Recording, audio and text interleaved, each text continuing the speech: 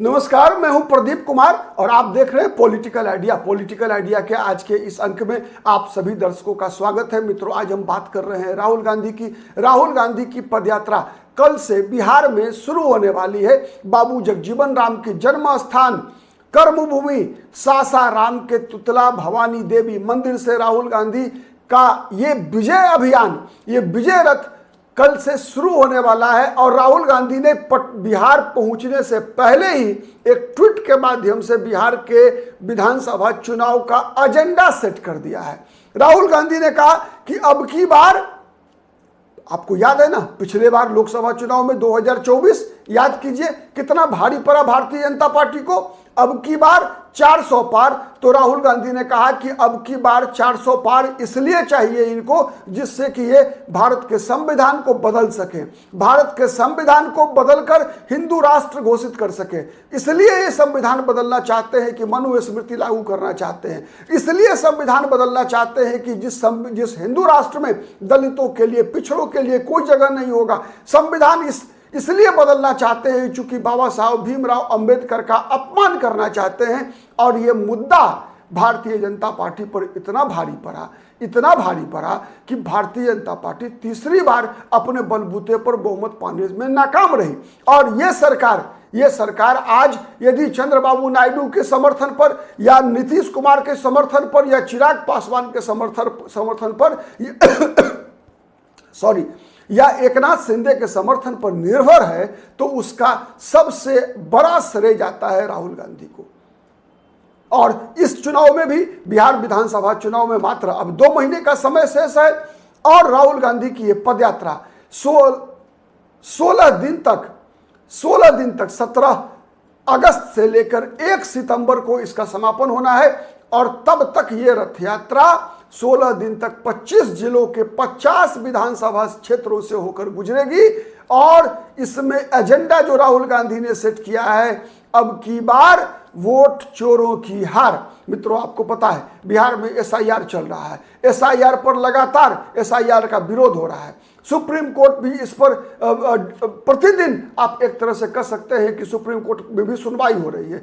नित्य दिन नए नए खुलासे हो रहे हैं। सुप्रीम कोर्ट ने भी कह दिया चुनाव आयोग को कि आपने अब तक जिन लोगों का नाम मतदाता सूची से हटाया है, 65 लाख लोगों का नाम, उनमें जो मृत हैं उनकी लिस्ट अलग से जारी कीजिए।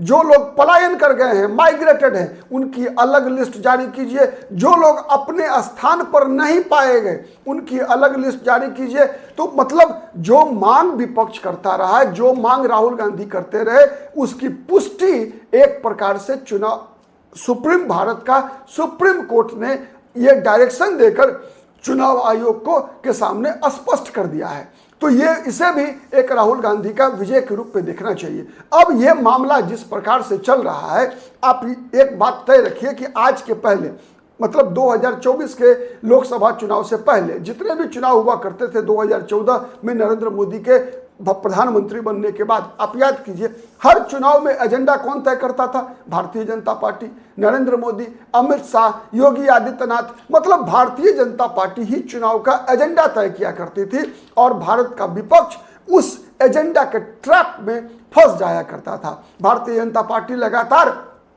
जितने भी चुनाव हुए आप देख लीजिए, उसमें क्या रहा एजेंडा? बालाकोट का एजेंडा रहा 2019 का, चाहे 2017 का जो विधानसभा चुनाव उत्तर प्रदेश का था, उसमें क्या रहा? श्मशान रहा, कब्रिस्तान रहा। मतलब ये इसी प्रकार की नारेबाजियां भारतीय जनता पार्टी की होती रही और हर बार विपक्ष उसके ट्रैप में फंसता रहा। एक अंतर, जो सबसे बड़ा अंतर जो मैं बताने का प्रयास कर रहा हूं आपको, शायद मैं समझा पा रहा हूं कि नहीं मुझे नहीं पता। अगर नहीं समझ पा रहे हैं या समझ पा रहे तब भी कमेंट करके जरूर बताइएगा आप कि आप 2024 के लोकसभा चुनाव से देख लीजिए, ये स्थिति बदल गई है। आज स्थिति यह है कि जब भारत का विपक्ष राहुल गांधी के नेतृत्व में सभी के सभी एकजुट हैं, तब जो आरोप विपक्ष लगा रहा है, आरोप लग रहा है चुनाव आयोग पर, जवाब कौन दे रहा है? जवाब दे रही है भारतीय जनता पार्टी। यह सबसे बड़ी विजय है, यह सबसे बड़ी विजय है राहुल गांधी के इस अभियान का। और ये जो पदयात्रा होने वाला है, ये आप तय मानिए कि इसके द्वारा होता क्या है कि जब तक कोई भी चुनाव जो जीती जाती है वो जीती जाती है परसेप्शन और माहौल से। ठीक है, तो जिस प्रकार का माहौल, जिस प्रकार का परसेप्शन बनाने में सफल हो पा रहे हैं राहुल गांधी, ये राहुल गांधी की कहीं ना कहीं एक बहुत बड़ी सफलता के रूप में देखी जा रही है। ठीक है, जिस प्रकार से बिहार का विशेष रूप से अगर हम बिहार की राजनीति का सवाल उठाएं तो एक तो भारतीय जनता पार्टी के साथ परसेप्शन बैटल में कहीं ना कहीं राहुल गांधी जीतते हुए दिख रहे हैं। दूसरा, अगर बिहार के चुनावी समीकरण की अगर हम बात करें तो सबसे पहले आप देखिए कि यहां पर तो लड़ाई लगभग सीधी लड़ाई दिख रही है, महागठबंधन वर्सेस एनडीए के बीच। एनडीए की सबसे बड़ी दल भारतीय जनता पार्टी, मुख्यमंत्री भले ही नीतीश कुमार है, लेकिन जो चुनाव अभियान है उसका नेतृत्व किसके हाथ में है? प्रधानमंत्री के हाथ में, नरेंद्र मोदी के हाथ में। वैसे ही यहां बिहार में देख लीजिए, बिहार में मुख्यमंत्री पद का दावेदार कौन? तेजस्वी यादव। लेकिन चुनाव अभियान का नेतृत्व कौन कर रहा है? राहुल गांधी। यही राहुल गांधी हैं जिनको तेजस्वी यादव ने 2024 के लोकसभा चुनाव में या उससे पहले के विधानसभा चुनाव में लगातार आरजेडी के नेतृत्व के तरफ से यह बताया जाता था कि नहीं, आप मत आइए चुनाव प्रचार करने। मतलब तेजस्वी यादव, लालू यादव ही वो जिम्मेवारी ले लेते थे कि कांग्रेस पार्टी के उम्मीदवारों को भी चुनाव जिताने की। क्यों? इसलिए कि कहा जाता था कि राहुल गांधी अगर चुनाव प्रचार करेंगे तो वहां पर मुकाबला मोदी वर्सेस राहुल हो जाएगा और कांग्रेस का नुकसान हो जाएगा। तो इस जो इंटरनल बैटल वॉर है, जो महागठबंधन के अंदर का भी जो बैटल वॉर है, उसमें भी राहुल गांधी ने लीड लिया है। और लीड लेने का परिणाम यह है कि आज आप देख रहे हैं कि ये जो वोट अधिकार यात्रा शुरू हो रही है, इसमें तेजस्वी यादव भी राहुल गांधी के पीछे पीछे चलने वाले हैं। यह सबसे बड़ी जीत है राहुल गांधी की। जो सीपीआईएमएल के लोग राहुल गांधी के साथ, कांग्रेस पार्टी के साथ कभी सपने में भी मंच शेयर करने का कि सोचते नहीं थे, वो सीपीआईएमएल भी आज राहुल गांधी के साथ मंच शेयर कर रही है। आप याद कीजिए 9 जुलाई जब चक्का जाम का नेतृत्व करने के लिए राहुल गांधी बिहार में थे, पटना में थे।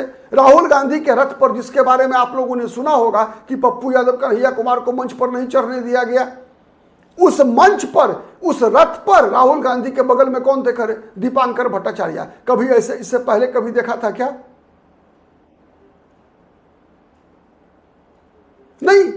तो ये कई ऐसे उदाहरण हैं जो ये इस बात की गवाही देता है, इस बात का प्रतीक है कि किस प्रकार से विगत 6 महीने के अंदर, जनवरी 2025 से लेकर अगस्त 2025 के बीच में, ये 7 महीनों के दौरान किस प्रकार से, पहला दौरा 2025 में राहुल गांधी का बिहार में हुआ था 18 जनवरी को, तब से लेकर किस प्रकार से राहुल गांधी ने बिहार के राजनीति, पॉलिटिकल डायनामिक्स को चेंज किया है। आज बिहार की राजनीति के केंद्र में तेजस्वी यादव और नीतीश कुमार नहीं है। यह सबसे बड़ी विजय है राहुल गांधी की कि बिहार की राजनीति के विमर्श के केंद्र में तेजस्वी यादव, नीतीश कुमार नहीं है। कौन है विमर्श के केंद्र में? तो विमर्श के केंद्र में है भारतीय जनता पार्टी, राहुल गांधी केंद्र में है। और राहुल गांधी इस चुनाव का एजेंडा सेट कर रहे हैं। यह कांग्रेस की सबसे बड़ी विजय है।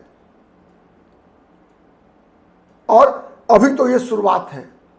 आप आने वाले दिनों में देखिए किस प्रकार से बिहार में एक प्रकार की, अलग प्रकार की राजनीति करने का राहुल गांधी जो प्रयास कर रहे हैं, उससे आपको अंतर, पहले के कांग्रेस, पहले की सोच, कांग्रेस की स्ट्रैटेजी और अब 2024 में राहुल गांधी के लोकसभा में विपक्ष के नेता बनने के बाद की स्ट्रैटेजी में जमीन और आसमान का अंतर दिखेगा। सबसे बड़ा अंतर दिखेगा कि विपक्ष आक्रामक है, डिफेंसिव नहीं है। पहले भारतीय जनता पार्टी होती थी आक्रामक, विपक्ष जवाब देता था, डिफेंसिव हुआ करता था, बचाव की मुद्रा में होता था। नहीं, अब भारतीय जनता पार्टी खुद का तो बचाव कर ही रही है, साथ साथ चुनाव आयोग का भी बचाव करना पड़ रहा है भारतीय जनता पार्टी को। तो ये जो सबसे बड़ा परिवर्तन है, ठीक है। तो मैं तो कहूंगा कि अब की बार जैसे राहुल गांधी ने दिया है वोट चोरों की हार, तो मैं तो कहूंगा कि अब की बार कांग्रेस का उद्धार, ये सबसे बड़ा जो है, जो एक सिग्नल, जो एक संकेत दिख रहा है कि अब की बार बिहार में कांग्रेस का उद्धार। आज के लिए इतना ही, नमस्कार।